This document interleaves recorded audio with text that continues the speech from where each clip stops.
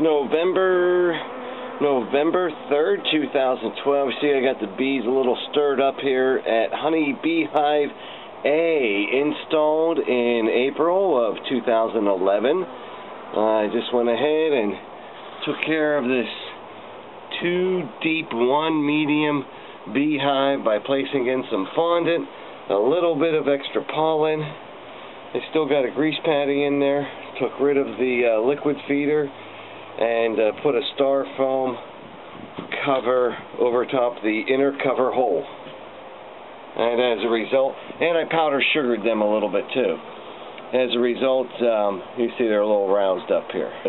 And now I take you inside the hive where you see the sticky board with some debris from the hive, some possible varroa mites, but I'm going to take some better pictures to actually see what's going on. This is the screen bottom board. There's some dead bees on the bottom there. And then this is the top of the upper medium where we got some bees resting on top of some honey. I powder sugared the hive, and you see that the bees get covered and then they dust each other off, scooting away any varroas. There's some fondant, a grease patty, my homemade cardboard hive beetle trap I got from the Fat Bee Man. There's some more powder sugar. I dusted all 3 supers of this. And the idea is that the bees get a little sugar treat and at the same time dust each other off of any varroa mites. I put a piece of styrofoam at the top of the hive under the inner cover to keep out any condensation. And as you can see, the inner cover's turned upside down, allows still for a small opening at the top to improve ventilation. And this is the bees gathering outside after my inspection.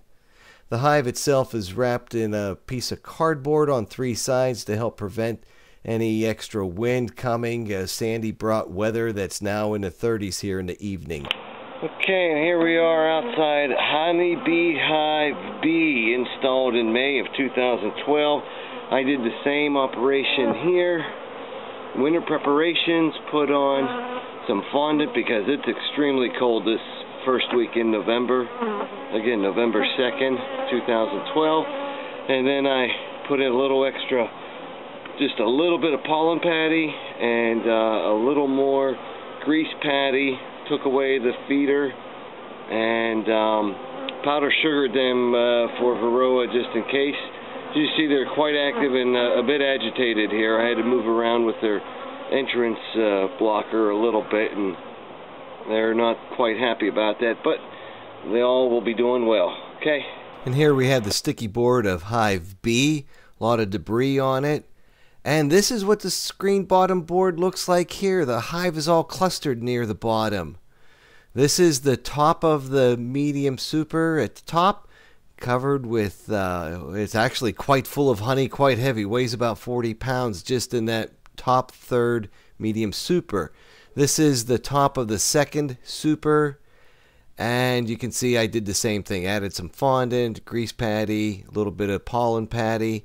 I dusted the bees again with powdered sugar, and this is what they look like when that happens. Put styrofoam in to prevent condensation.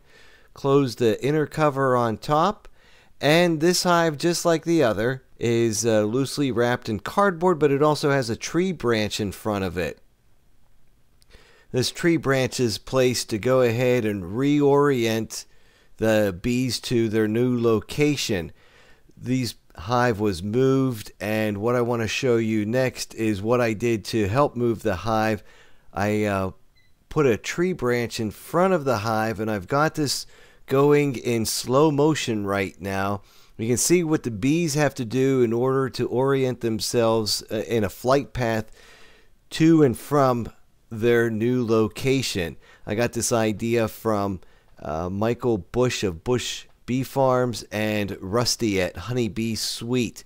When I moved Honeybee Hive A last year in advance of Hurricane Irene to the inside of the gazebo, I didn't do this. I know a little bit more now, and this is just really fantastic to watch how the bees are flying in and out. I've got this at half speed. You can see they come in, have to slow down a little bit, orient themselves to the entrance, and I'll go ahead and remove this tree branch in just another day or two.